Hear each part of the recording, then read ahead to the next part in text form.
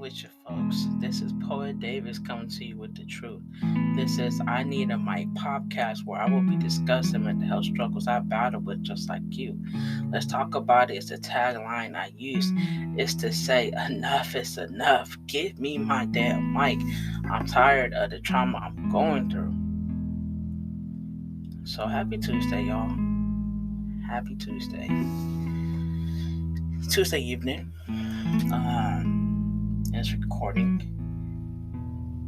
With today's episode, I want to talk about never giving up. And of course, I want to treat y'all to a poem that's very dear to me, even to this day. So, I'm not for sure if anyone asked when were my lowest moments or what was the time in my life when I felt like giving up. Well, let me tell y'all will be surprised. I have my moments, and sometimes I still do. After my rough relationship, I had moved into a room for rent, and I was there not for long. I don't even remember how long I was there, but the time I had, it was the hardest. It was the hardest. I was alone, and I felt like I was going to be stuck in that state of mind forever. I had fall off with people who I was very close to.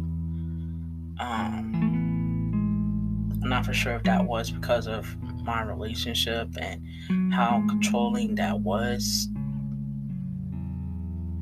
It would be so nice just to know more of just what everyone had thought back then. Sometimes it comes across come across my mind as like I'm just curious, But I was saying ghost curiosity killed the cat. So back then, what did I do to get out of that depression slump? I started branching out a little bit. I started to go to the library, write some movies, meet some people, gain my independence. So I was newly single at that time. And what I used to do to distract me is flirt. So I had some very flirtatious ways. Quote unquote had. Some very flirtatious ways. Now if you were to ask me, do I still flirt like that? If you're not helping me heal my soul, I'm letting your ass go. So I used to flirt, like I said, to keep me distracted. So I was working. And sometimes working at whatever type of job, it helps, even though sometimes it doesn't, because the job could be just as stressing as being alone or being in a room for rent. So I was noticing myself trying to replace old connections with new connections within people. Honestly, y'all, they weren't my crew. I am very grateful and appreciative of the ones who I am still in touch with today. But they didn't know my moments and my thoughts. And I wasn't opening up as much as what I used to. I had a big wall up. So as I was sitting in this room for rent with whatever life skills I had under my sleeves, I had allowed my depression to get the best of me. Until I had got a knock at the door. It was the guy who was renting the room. He came and gave me a nickname. Hey Love, he used to call me.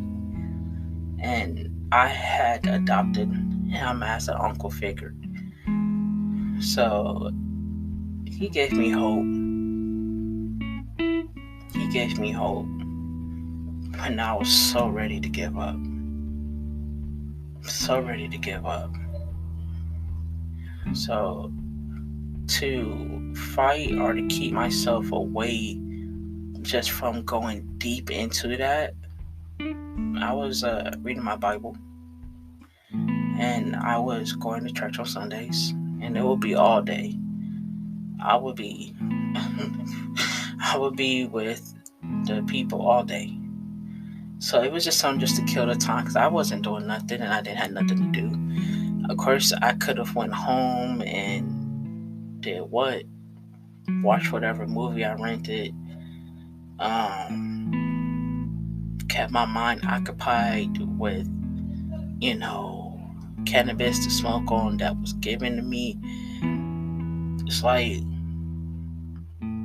I was really, like I had said, that I was in a battlefield with myself. And at points I was losing, at points I was winning. So I started to remind myself what would help me win this battle with depression. So I started to remember my smile. I started to remember my heart. I started to remember my spirit, my soul. I felt alive again. I felt alive again. It was like I felt like a dried up sponge, and that dried up sponge always expands when it touches water. That was me. That was me. But drops of water were food. When I didn't have bread, the guy who was renting the room came and gave me some bread. When I didn't have sandwich meat, he came and gave me some sandwich meat, mayonnaise, mustard. He even fixed steak dinner and rice. Like a fat ass steak. I'm just not talking about no little thin steak that would just shrink into, that would just shrink enough for you to bite into with a sandwich. I'm talking about a plate. He really gave me beyond hope. And it even went further than that. It's like during one particular time, I do remember one year I was there for 4th of July. And I had no plans. I wasn't going nowhere. I didn't know about the waterfront, the waterfront where where there was a lot of flea market, or I didn't know about the fireworks could be seen down the street. I was literally reflecting a lot, and I was becoming this new person that I didn't know who the heck I was, who the heck I would have been. So I had started to talk to someone around this time, and she was a big contributor to my hope. She was also a big contributor to my hope.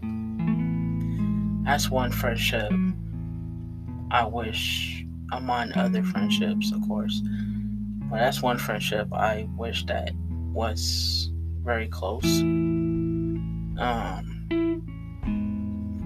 What I mean by that is we friends, but let me get that out there. Yeah. So,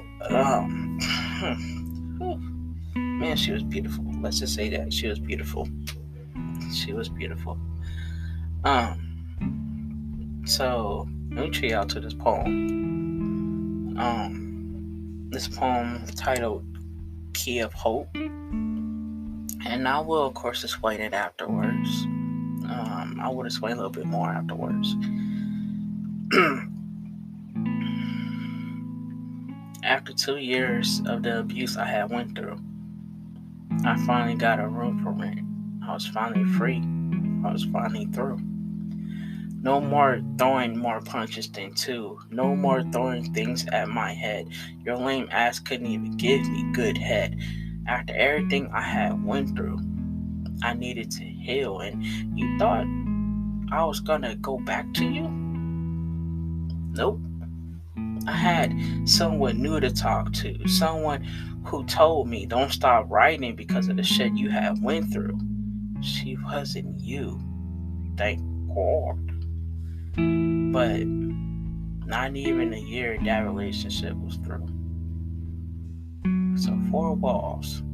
That's all I see. 4 walls in this room with me. I wasn't used to it. It was something new. I was all alone with no one to talk to. What could I do? I was thinking of different ways to take myself out. I had a knock at the door, so I decided to check it out. Here's some food for you, love. I noticed you didn't buy yourself some food, so I went to the dollar store and bought this for you. I got this key on my chain. It's the key of hope. That's when everything had changed. So I hope y'all like that. I hope y'all like that a lot. So like I was saying, it's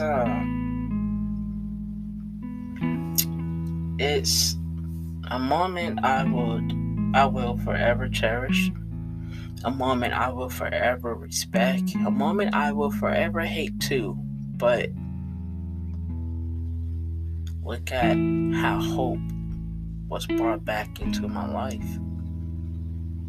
Yeah, recently I could say now it's gonna take another minute for me to gain some hope again.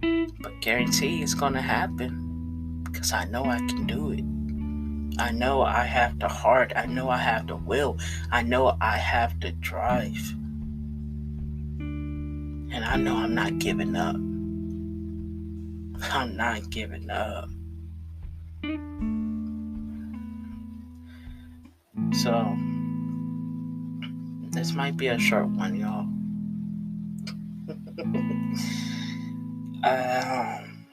Don't want to get too emotional with y'all tonight. Still have a lot of other planning episodes to do. There's going to be a lot going on this month, so I would definitely be trying to map it out, like a month span. And I am going to celebrate June 18th as well. But if I could close this out with a quote, I know I mentioned that I'm a sports fan, particularly a Bay Area sports fan. But I want to mention this quote, half of a quote, from a very well-known Hall of Fame football player, Michael Irvin. Look up, get up, but don't give up. Let me say that again.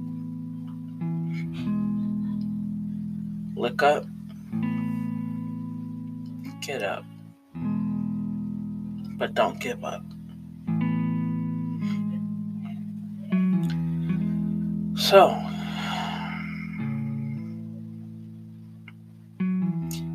now you have heard me speak some truth. This is my way of passing the mic to you. I hope my courage, will, and drive motivate you. Y'all take care, stay safe, kiss them kids every day.